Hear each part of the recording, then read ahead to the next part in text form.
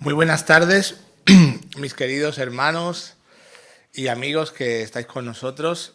Para mí es un gran privilegio estar hoy aquí para poder compartir la palabra del Señor en un día tan importante para todos los cristianos de todo el mundo.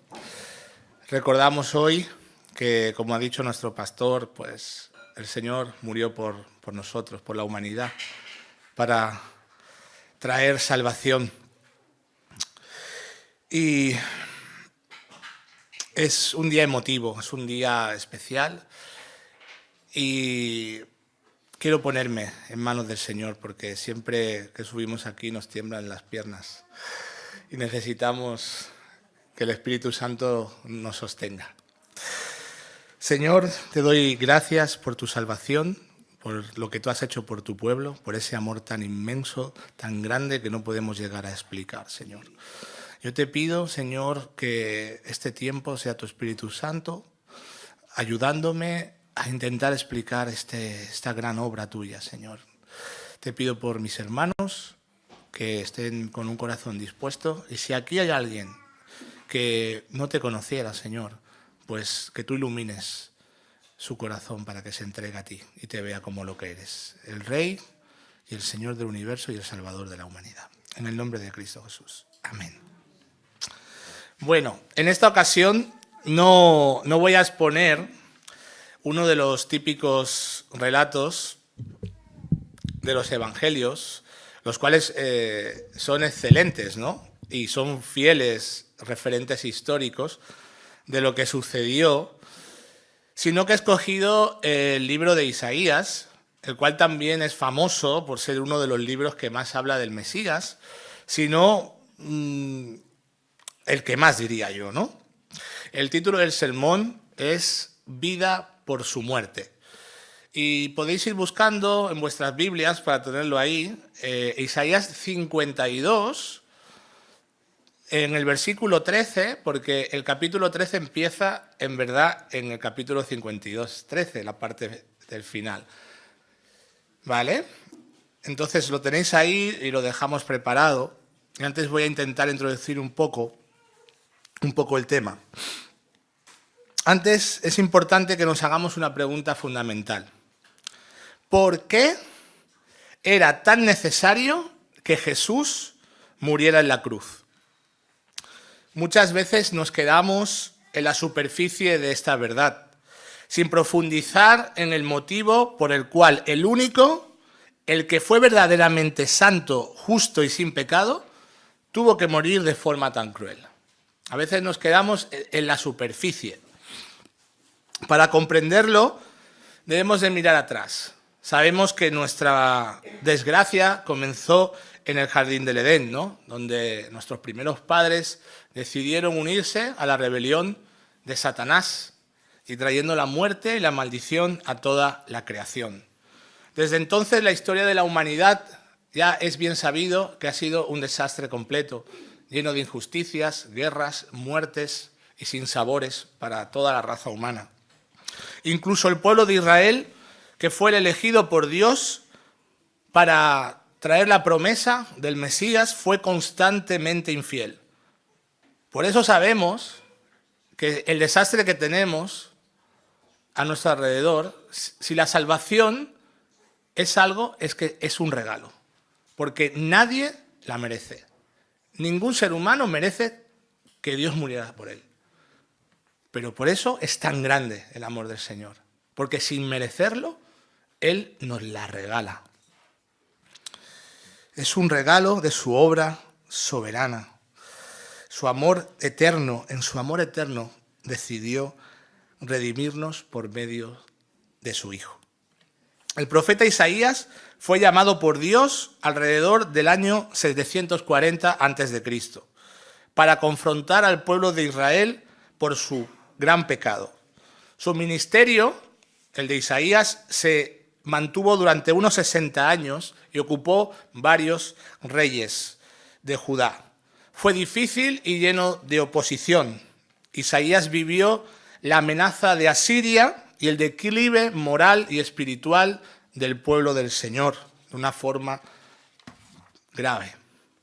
Y a pesar de las constantes advertencias, Israel persistió en su pecado, lo que culminó con la caída del reino del norte en el 721 por mano de los asirios, y más tarde el reino del sur en el año 586 a.C. bajo los babilonios. Ese juicio fue terrible. Israel fue destruida, perdieron su identidad, fueron llevados cautivos. Os aseguro que cuando nos acercamos a esta historia, que ya hemos hablado en otras ocasiones, porque es recurrente, prácticamente murieron todos. Se salvó un remanente. En Babilonia el pueblo de Dios estuvo unos 70 años, tal como lo profetizó Jeremías. Y en medio de esa desgracia, de ese dolor, de saberse que ellos son los culpables de lo que ha ocurrido, de perder su identidad, de perder su país, de perder su libertad, de ser esclavos, de estar sometidos en un país idólatra, muchos pensaron, ¿y dónde está Dios?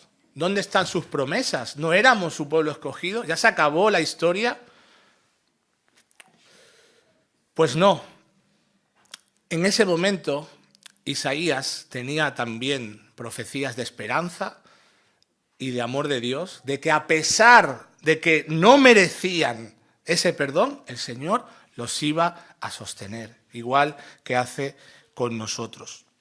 La cruz de Cristo es el cumplimiento glorioso de esa esperanza, el lugar donde la justicia de Dios se encuentra con su amor y donde el pecado es vencido para siempre y nadie estorbaría la voluntad de Dios para salvarnos. Pues aunque el Señor deja libertad al hombre, tenemos libertad de escoger, ¿no? Pero Dios es soberano.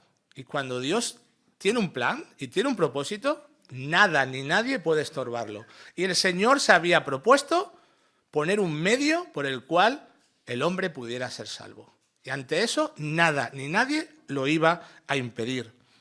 Si me seguís, si me ponen en la pantalla Isaías 49, del 5 al 6, lo tengo en Nueva Traducción Viviente. Son las dos que uso, la Nueva Traducción Viviente y la Reina Valera. Eso ya lo sabéis todos. Apoyando lo que estoy diciendo, dice el Señor a través de Isaías. Y ahora habla el Señor, el que me formó, hablando del Mesías, el que me formó en el seno de mi madre, para que fuera su siervo, el que me encomendó que le trajera a Israel de regreso. El Señor me ha honrado y mi Dios me ha dado fuerzas. Él dice, harás algo más que devolverme al pueblo de Israel.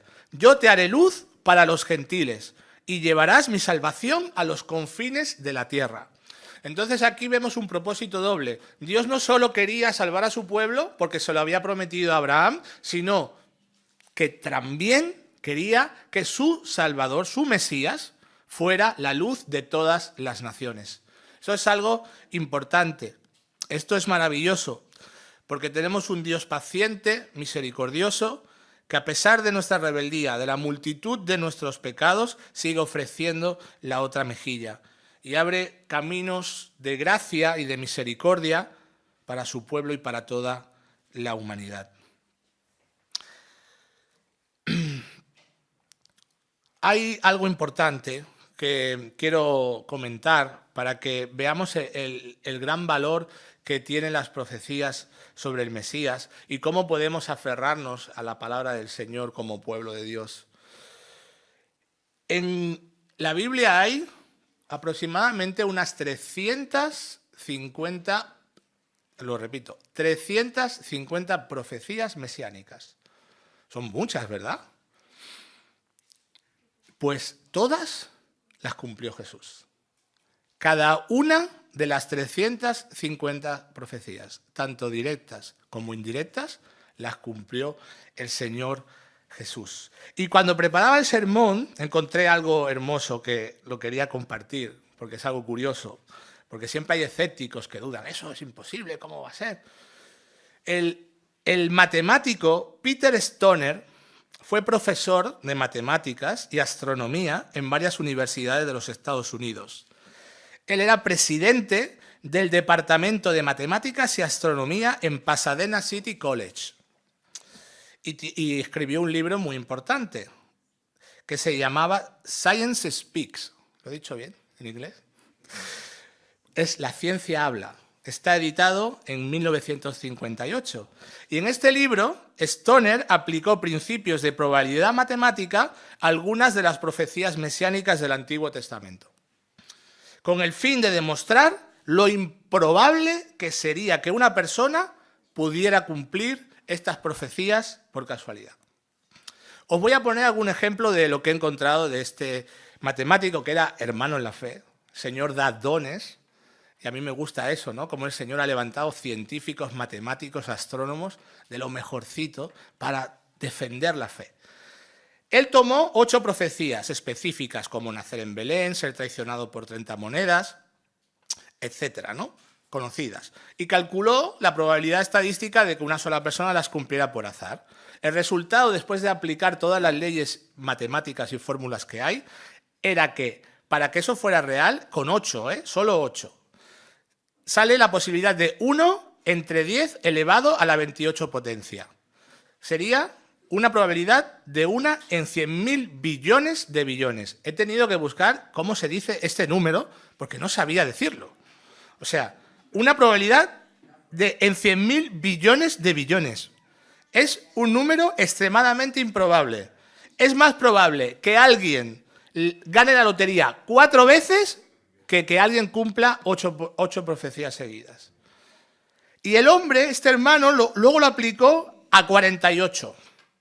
Porque si son 350, venga, vamos a hacerlo a 48.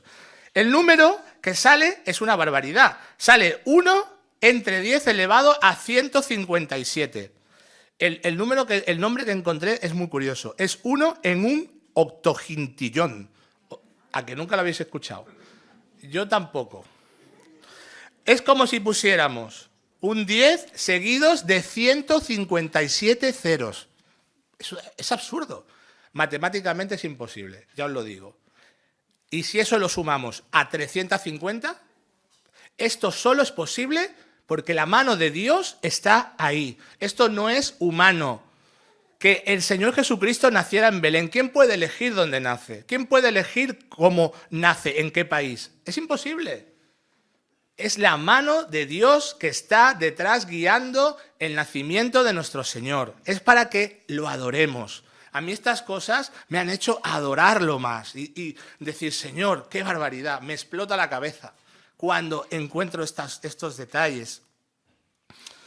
El Señor tiene el control de la historia y nos dice Isaías 46, de 9 al 10, acordaos de las cosas pasadas, desde los tiempos antiguos, porque yo soy Dios y no hay otro Dios, y nada hay semejante a mí, que anuncio lo por venir desde el principio, y desde la antigüedad lo que aún no era hecho, que digo, mi consejo permanecerá, y haré todo lo que quiero. Ese es nuestro Dios. Entonces, vemos cómo Cristo cumplió estas cosas, como nació en Belén, como decía el profeta Miqueas. Y el Rey de Gloria nació en el lugar más humilde que había para identificarse con toda clase de hombres. Él no escogió nacer entre los ricos ni entre la nobleza. Creció en sabiduría y en gracia como un ser humano. El Espíritu Santo al Señor Jesucristo le fue dado sin medida. Es un misterio la encarnación del Hijo de Dios, el cual es igual a Dios. Como dice Juan 1:1, en el principio era el Verbo era con Dios y el Verbo era Dios, hablando de Jesús. Es un misterio, no podemos entenderlo, pero Jesucristo es 100% hombre y 100% Dios. No lo podemos explicar, pero no lo podemos rechazar. Cristo trajo la esperanza para su pueblo, hizo el bien a todos sin excepción. Trajo sanidad, dirección, restauración, trajo la aceptación al marginado. Sus milagros fueron maravillosos e imborrables, aún perduran a lo largo del tiempo. Jesucristo es la persona más famosa del mundo. Todo el mundo conoce al Señor Jesucristo. Otra cosa es que crean en Él, pero todo el mundo lo conoce. No todo fue bondad y amor, sino que Jesucristo confrontó con todo rigor la hipocresía de los líderes religiosos de su época. Hombres perversos y corruptos que solo querían ganancias deshonestas y controlar al pueblo por medio de la religión. Cristo contra ellos no cedió ni un milímetro, los confrontó con dureza. ¿Qué ocurrió? Sabemos que eso, que el Señor Jesucristo confrontara a los líderes religiosos, lo llevó a la cruz. Fue juzgado injustamente, puesto en las manos del gobernador Poncio Pilato, como hemos leído, condenado a ser torturado cruelmente y morir en la cruz. Y en ese punto, donde ahora, dicho todo esto, me extendí un poco en la introducción, es donde podemos encajar la lectura de Isaías, sabiendo de dónde viene el Señor, por qué tuvo que venir y cómo esta era la esperanza de la humanidad y del pueblo de Israel. Vamos a leer Isaías 52:13 en Reina Valera, del 52:13 al 15.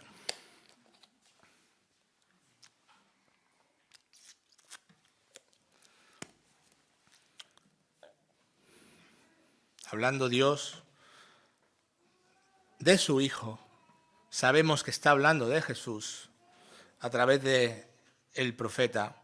He aquí mi siervo será prosperado, será engrandecido y exaltado, y será puesto muy en alto. ¿Cómo se asombraron de ti muchos? De tal manera fue desfigurado de los hombres su parecer, y su hermosura más que la de los hijos de los hombres. Así asombrará él a muchas naciones. Los reyes cerrarán ante él la boca, porque verán lo que nunca les fue contado, y entenderán lo que jamás habían oído. Es Dios mismo quien presenta aquí a su siervo, a la persona que él ha designado que cumpla con su plan de salvación. Y sabemos que esta figura, ya hemos dicho, es el Señor Jesucristo. El Mesías viene venciendo y para vencer, pero su éxito no es por la vida que todos esperan, sino a través del sufrimiento en su propia persona. Algo que le traerá la gloria y la honra sin límites y lo colocarán en la posición más alta del universo. En los versículos 14 y 15 vemos que es un contraste muy fuerte, ya que el escogido de Dios para traer la salvación a su pueblo pasará por una experiencia traumática, por una experiencia de dolor físico al extremo, tanto que literalmente será desfigurado exteriormente y espiritualmente también. Llevará un sufrimiento sin precedentes. Este hecho es algo que dejará atónitos a los príncipes de su pueblo y a los reyes. A nadie se le ocurriría que para salvar al ser humano tenía que morir el Hijo de Dios. Es algo increíble, algo que no nos cabe en la cabeza. Dice la palabra que los ángeles aún miran hacia la tierra y se maravillan del plan de Dios.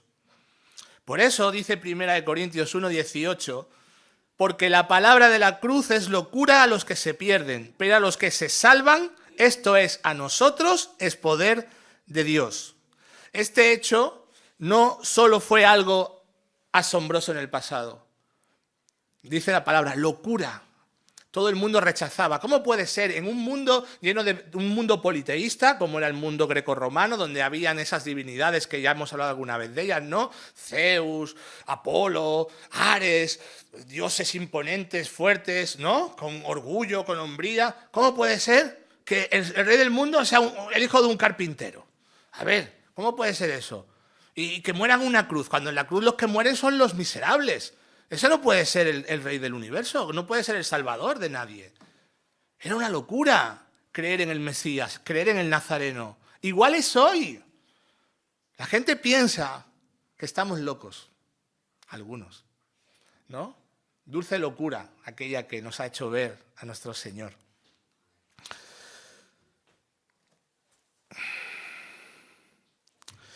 Este hecho, como he dicho, no solo fue algo asombroso en el pasado, sino que en el futuro aún lo será más si cabe.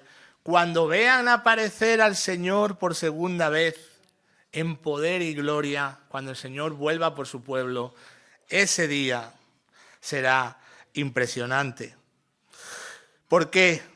porque verán a aquel que fue traspasado, al que fue rechazado, y el mundo entero caerá de rodillas, unos para adoración, de gozo, de alegría, aquellos que se entregaron en arrepentimiento y fe, y otros, igualmente, caerán de rodillas, aceptando su justa condena en el infierno, pues la gloria de Dios revelada en el futuro no se podrá resistir.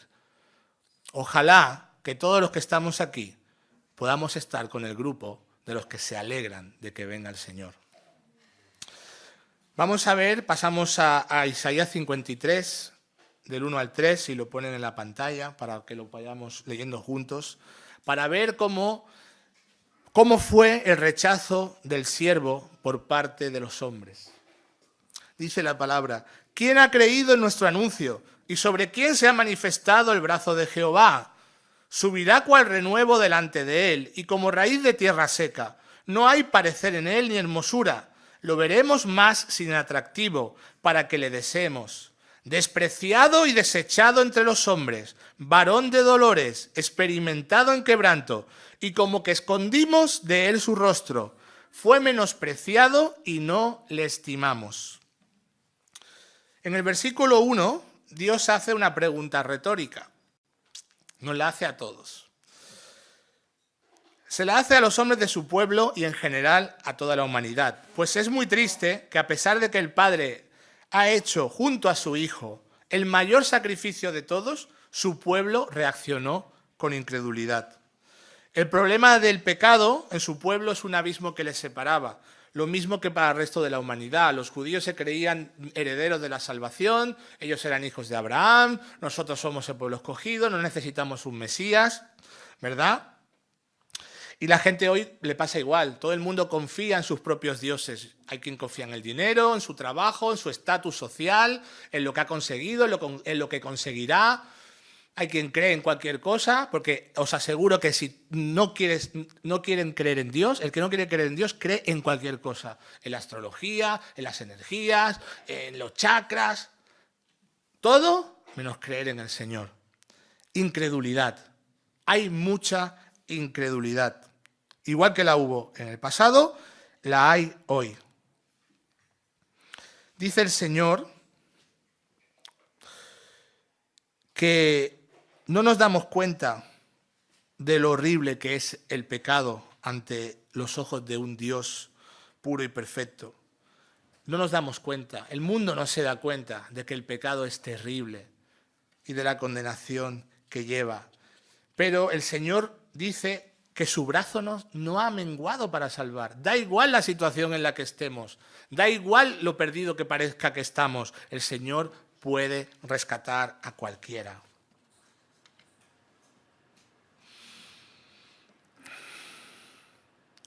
Igualmente, hermanos, aunque el Señor lo haya hecho todo y todo el mundo conoce a Jesús, lo que también nos dicen estos textos es que las personas necesitan una revelación especial. Necesitan el Evangelio, hermanos. Necesitan que nosotros, los creyentes, seamos capaces de ir a nuestros vecinos, a nuestros compañeros de trabajo, a las personas de nuestra familia, a compartirles este mensaje. De que están perdidos, de que están en condenación, pero que hay esperanza. Que Cristo los ama, que Cristo ha muerto por ellos. Y que Cristo rompe las cadenas de cualquier situación que esté arrastrando su vida hacia abajo. Tenemos que ser capaces de compartir el Evangelio, de llenarnos de la palabra. Tenemos una responsabilidad como iglesia, porque no hay otra forma. Nadie se va a salvar si no es por el Evangelio. Dice Romanos 10:17, así que la fe es por el oír y el oír por la palabra de Dios. Es importante que meditemos en esto como iglesia. Los versículos 2 y 3 nos muestran que la raíz de la incredulidad de su pueblo fue porque Jesús no encajaba con la idea del Mesías que ellos querían. Hemos estado viendo y que estamos continuando viendo una película que narra esto, ¿no? La de Resucitado. Ellos querían un Mesías militar, esperaban eso, estaban sometidos al yugo de los romanos y querían un libertador y ellos se enfrentaban. Cuando venga el Mesías, la película salía, ¿no? Cuando venga el Mesías os vais a enterar. Vamos a acabar con todos vosotros. No se daban cuenta que ese no era su mayor problema. El mayor problema que tenía Israel no era el yugo romano, era el pecado.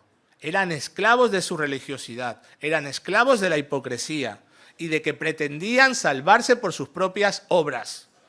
Y nadie se puede salvar por cumplir normas o rituales delante de Dios. Ellos necesitaban a alguien que rompiera sus cadenas del pecado.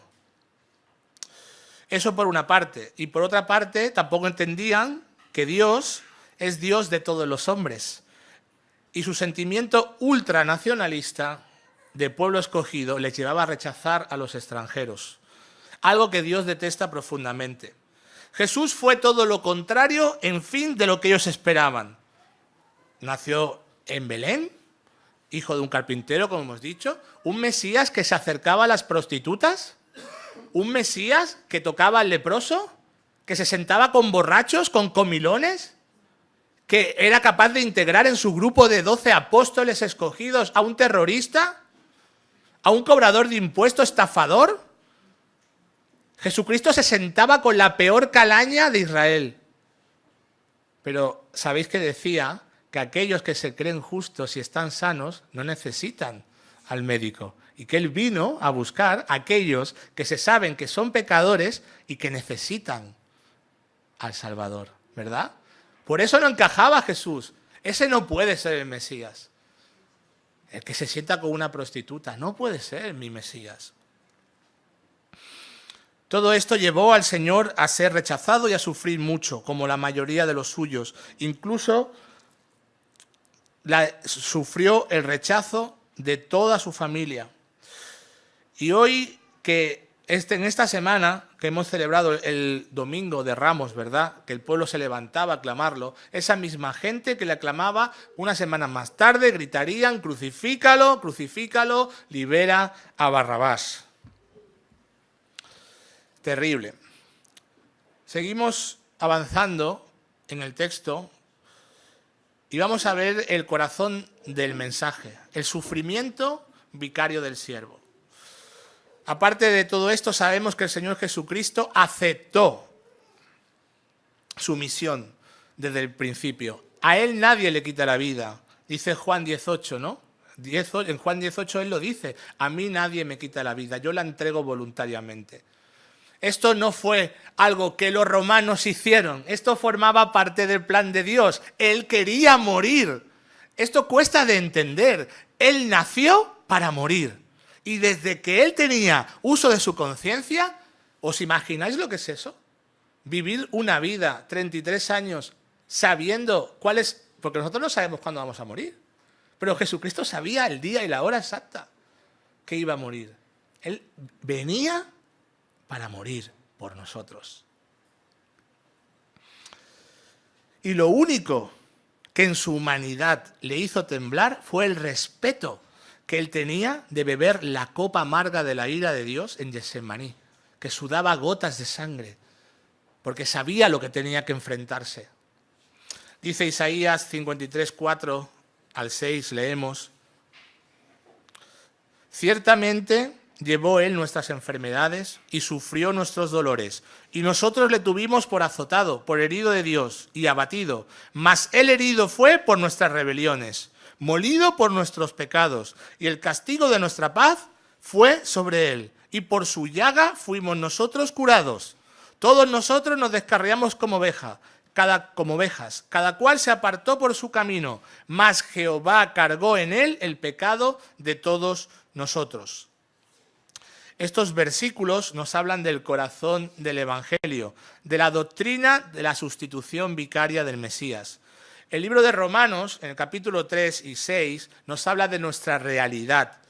La palabra de Dios en Romanos nos dice que por cuanto todos pecaron, y todos somos nosotros, el mundo entero, por cuanto todos pecaron, están destituidos de la gloria de Dios.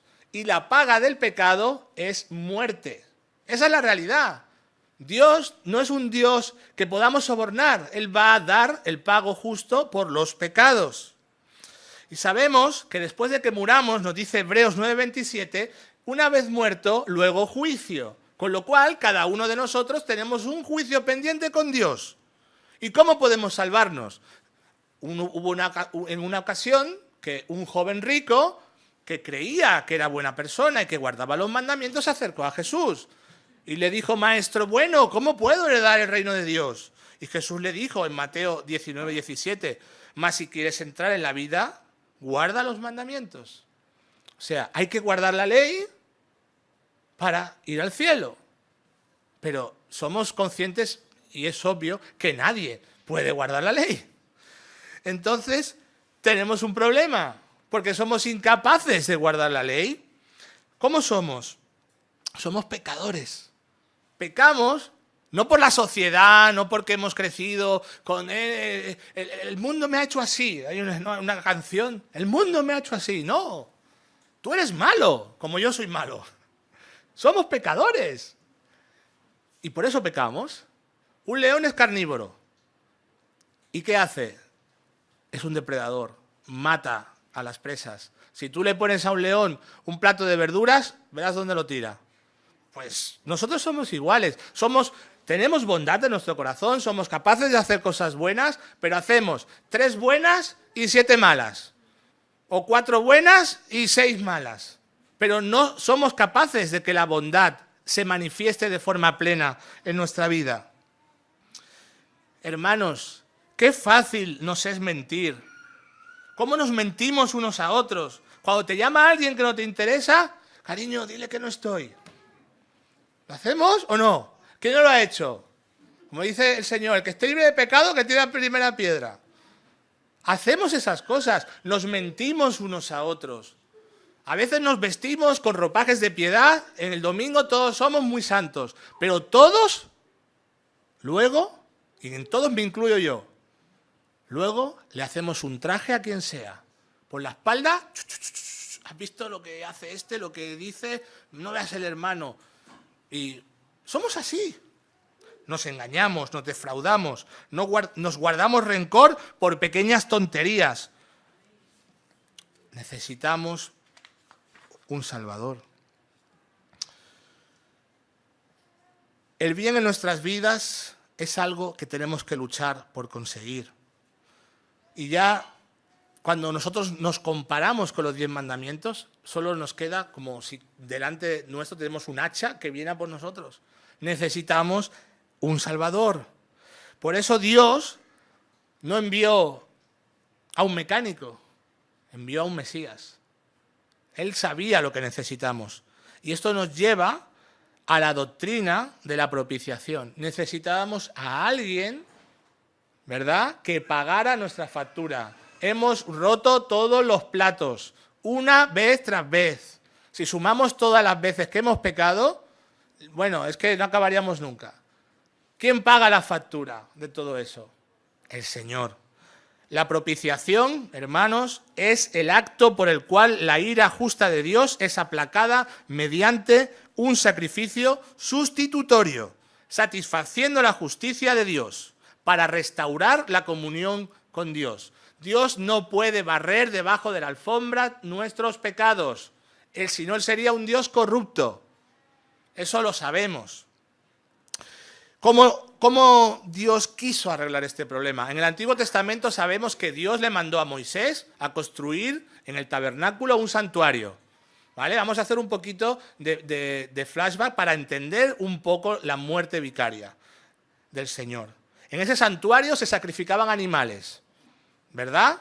Y el animal llevaba el pecado de la persona, se sacrificaba y con la sangre entraba Aarón a un lugar especial que se llamaba el lugar santísimo, donde estaba la tapa del arca de los 10 mandamientos con 2 querubines, y con la sangre de ese animal que ha muerto en tu lugar, en el lugar del judío de turno, rociaba esa sangre en la tapa del arca, que se llama el propiciatorio, ¿sí? Y ahí se encontraba la misericordia y la justicia de Dios. Y Dios podía perdonar a su pueblo. Sabemos que está en Levítico 16, el día del Yom Kippur, donde Dios estableció un día para, de forma nacional, perdonar a su pueblo. Pero sabemos que eso no salvaba a nadie, porque son sangres de animales. Dios estaba haciendo pedagogía. Estaba enseñando con ejemplos visibles una realidad mayor que apunta al Señor Jesucristo. En el Nuevo Testamento, Cristo es presentado como el verdadero propiciatorio. En griego, gilasterión, es una palabra que a veces tenemos que decir alguna palabrita así para entender cosas que están ahí. Y en griego, la palabra gilasterión, que está aplicada a Cristo, es la que equivale a propiciatorio en hebreo. ¿Y dónde sale eso? Sale en primera de Juan 2:2, y Él es la propiciación por nuestros pecados, y no solamente por los nuestros, sino también por los de todo el mundo. También sale en Romanos 3:25. Jesucristo es la representación visible del propiciatorio. Jesucristo es quien conecta el cielo con la tierra. Él es la escalera de Jacob. Él es la puerta por donde podemos entrar y tener verdes pastos y encontrar la vida eterna. Él es el que tiene las llaves de la vida y de la muerte.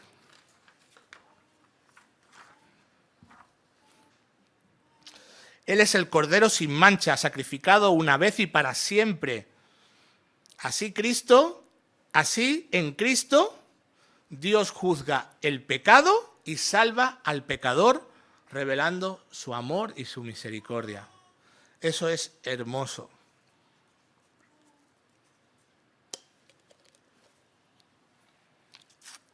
Disculpar. Vamos a ver la parte de la humillación, el juicio y la muerte del siervo inocente. Como dice Isaías 53:5, el castigo de nuestra paz fue sobre él, y por su llaga fuimos nosotros curados. Cuánta dignidad, cuánto valor, cuánta hombría la de nuestro Señor. Nunca nadie murió con tanta nobleza como Cristo. Tal como nos continúa diciendo Isaías del versículo 7 al 9. Si lo ponemos, lo leemos juntos. Isaías 53, 7 al 9.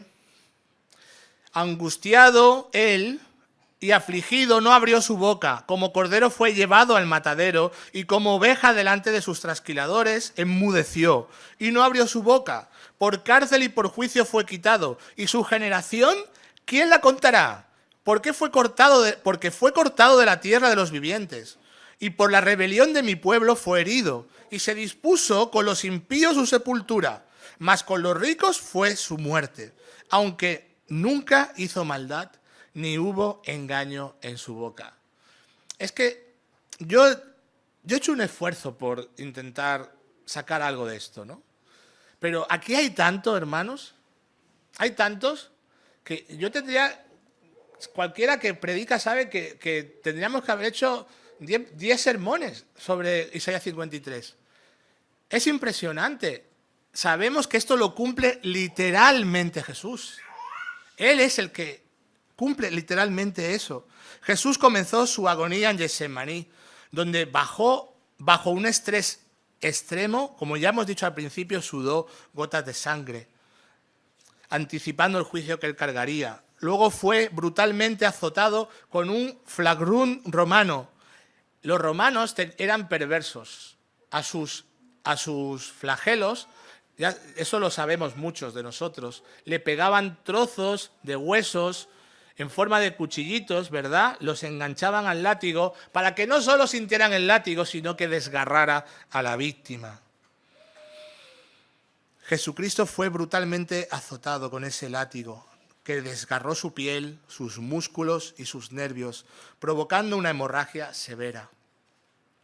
Le colocaron una corona de espinas que perforó su cuero cabelludo, causando sangrado y dolor agudo. Obligado a cargar el pesado madero de la cruz, que pesaría unos 60 kilos, cayó varias veces por la debilidad extrema. Ya en el Gólgota fue clavado en muñecas y pies con clavos de 12 a 18 centímetros. Dañaron sus nervios y causaron un dolor insoportable. La posición de estar colgado le dificultaba respirar, obligándolo a empujarse con los pies para inhalar, aumentando más su sufrimiento. La crucifixión provocó su asfixia progresiva, calambres. Su cuerpo perdió una gran cantidad de sangre, hasta que al final sabemos que no aguantó más. Finalmente un soldado perforó su costado, derramando sangre y agua, confirmando que su muerte fue real. Todo esto Jesús lo soportó voluntariamente, cumpliendo todo lo que se había dicho de él. Y tampoco podemos pasar otra gran profecía que hay aquí. Jesús debería haber sido arrojado a la fosa común con los malhechores. Y sabemos que José de Arimatea, junto a Nicodemo, miembros del Sanedrín, fueron a reclamar el cuerpo valientemente a Poncio Pilato. Y lo bajaron de la cruz. Y José de Arimatea le regaló una tumba que era de su familia. Y Jesús tuvo un lugar con los nobles. Eso es imposible que se pueda cumplir de forma... ¿Cómo se puede cumplir algo así? Es Dios guiando la historia. Lo que acabamos de leer en Isaías 53, del 7 al 9, se cumplió a la perfección. Es un detalle más que nos hace asombrarnos. Vamos a la parte final. La exaltación y la recompensa del siervo por su obediencia. Isaías 53, del 10 al 12. Dice la palabra: con todo eso Jehová quiso quebrantarlo, sujetándole a padecimiento. Cuando haya puesto su vida en expiación por el pecado, verá linaje y vivirá por largos días. Y la voluntad de Jehová será en su mano, prosperada. Verá el fruto de la aflicción, verá el fruto de la aflicción de su alma y quedará satisfecho por su conocimiento. Justificará mi siervo justo a muchos y llevará las iniquidades de ellos. Por tanto, yo le daré parte con los grandes y con los fuertes repartirá despojos, por cuanto derramó su vida hasta la muerte y fue contado con los pecadores, habiendo él llevado el pecado de muchos y orado por los transgresores. Es hasta el final, es hasta el versículo 13, ¿verdad? Creo que me he confundido. Bueno, son estos versículos finales. Hasta el 12, gracias. Estos versículos son muy profundos y vemos la culminación del plan divino para nuestra salvación, ya que ha quedado claro que nada de esto es accidental, sino que es el plan eterno de Dios para poder rescatarnos de la condenación eterna. Conocemos todos la historia de Abraham, el cual cogió a su hijo Isaac y lo iba a sacrificar porque Dios se lo había pedido. En aquella ocasión vimos la fe de Abraham, que a pesar de todo, contra todo pronóstico, obedeció al Señor, porque él sabía que algo pasaría. Él confiaba en que Dios iba a dar una solución a ese dilema. Y justamente cuando iba a clavar el cuchillo, el Señor le habló desde el cielo y frenó su mano. Y apareció un cordero al lado en un matorral, el cual sacrificó en el lugar de su hijo. Pero en la cruz, hermanos, Dios no frenó su mano. Literalmente el Padre derramó su ira sobre su Hijo. No solo fueron los latigazos, los insultos, los golpes. Espiritualmente Cristo sufrió el peso de nuestra maldad. El Padre de forma espiritual le clavó el cuchillo a su Hijo. Es fuerte, pero es así. Cada pecado nuestro, de los cientos o miles de pecados que hemos cometido y que cometeremos, más todos los cientos y miles de pecados que cometieron su pueblo y cada creyente en cada época, cada siglo, en cada momento de la humanidad, cada uno de nuestros pecados fueron golpes, fueron punzadas en el alma de Jesús. No hay forma de entender esto. Pero Jesús sufrió nuestro infierno. Literalmente, Jesús vivió el infierno que nos tocaba vivir a nosotros para que nosotros tengamos un lugar en el cielo. Cuando él estuvo agonizando, no dirigió palabras de venganza contra sus acosadores, mientras el pueblo se burlaba de él, sino que dijo: Padre, perdónalos, porque no saben lo que hacen. Esto nos debe de quebrantar, hermanos. Esto nos tiene, todo lo que acabamos de estar hablando, no nos puede dejar indiferentes. Esto tiene que afectar nuestra vida. Tenemos que pararnos y caer de rodillas ante el Señor. Señor, gracias. ¿Cómo has sufrido tanto? Por mí, por ti. Esto tiene que activarnos. La cruz tiene que ser el motor de la fe nuestra. Tenemos que, gracias a ese sacrificio, tenemos una oportunidad nueva. Él ha abierto caminos nuevos. Tenemos que salir de nuestro enfriamiento espiritual. Tenemos que dejar las malas costumbres, dejar las quejas, dejar la amargura, dejar la falta de perdón. Si Él ha pagado por todo eso, tenemos que sacar la basura de nuestra vida, de nuestro corazón, y decir: gracias, Señor, tú lo has hecho todo por mí, tú te mereces todo lo que yo soy. Te mereces mi tiempo, te mereces mi esfuerzo, te mereces que yo también trabaje y contribuya a tu obra, te merece que ayude al desvalido, que ayude a mi hermano. Ayúdame, Señor. Tú lo has hecho todo. Y él, sus últimas palabras fueron, antes de morir: consumado es. Está pagada la deuda. Tu deuda está pagada. Tienes que estar contento. Tenemos que estar contentos. Es un día triste recordar que Cristo murió, pero también es un día de gozo, de saber que estamos libres, de que somos libres. El Señor dijo: y conoceréis la verdad, y la verdad os hará libres. Somos libres en el nombre de Cristo. El fruto dulce de su aflicción nos lo muestra el libro de Apocalipsis, porque en el día final dice la palabra que todo hombre de toda raza, de toda nación, cantaremos junto al Cordero de Dios.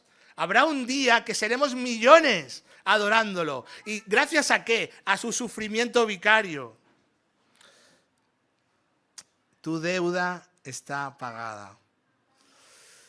El acto se completa de forma total el domingo de resurrección, pero no le voy a hacer spoiler al pastor Gaby, eso se lo dejo a él. Pero la obra redentora del Señor está completa. Si estás aquí hoy entre nosotros y no has conocido al Señor, no dudes más. Hay esperanza para ti en Cristo. Como ya he dicho, da igual la vida que tú hayas tenido. Jesús ha pagado por ti en la cruz. Él ha sufrido lo indecible. Y si Él ha hecho todo esto, ¿por qué habrías de escoger perderte? ¿Quién te ha amado de esa manera? ¿Quién nos ha amado sin conocernos así? Entonces, yo te digo, a ti que estás hoy aquí sin el Señor, que des un paso al frente por Él, por el Señor, y te entregues a Él. Solo tienes que pedirle perdón. No tienes que hacer nada. Él ya lo hizo todo. Él ya ha vivido la vida perfecta que tú y yo no hemos sabido vivir, ¿verdad? Y se ha llevado los golpes que te tocaban a ti, se los ha llevado Él, para que tú tengas un lugar en el cielo. Solo pídele perdón, dispón tu corazón a dejar atrás todas aquellas cosas que sabes que Dios no quiere en tu vida y mira a Cristo, entrégate a Él. No te vayas hoy de aquí sin entregarte al Señor. Y si ya lo conoces, dale gracias una vez más. Ten el gozo de tu salvación. Y si estás pasando por momentos difíciles, clama a Él, Él te va a sostener. Si has pecado, si el pecado te ha alejado de Él, arrepiéntete, hermano, y será restaurado. La cruz es el punto donde encontramos nuestra identidad. El Padre tiene un día especial para exaltarlo y será el día final, cuando vuelva por segunda vez. Y quiero dejar unos versículos finales para quedarnos con la realidad. Dios hecho hombre, Jesucristo, nuestro Rey, nuestro Señor, dejó su riqueza, dejó su gloria para hacerse pobre, para que nosotros seamos ricos en Él. Dice Filipenses, para terminar, Filipenses 2, del 5 al 11, si lo ponemos en la pantalla.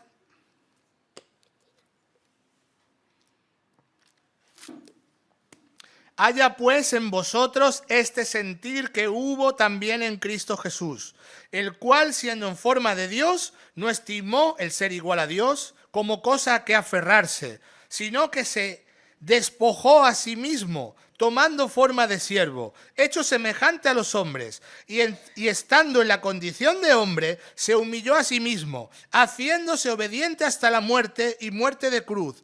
Por lo cual Dios también le exaltó hasta lo sumo y le dio un nombre que es sobre todo nombre, para que en el nombre de Jesús se doble toda rodilla de los que están en los cielos y en la tierra y debajo de la tierra, y toda lengua confiese que Jesucristo es el Señor, para gloria del Dios Padre.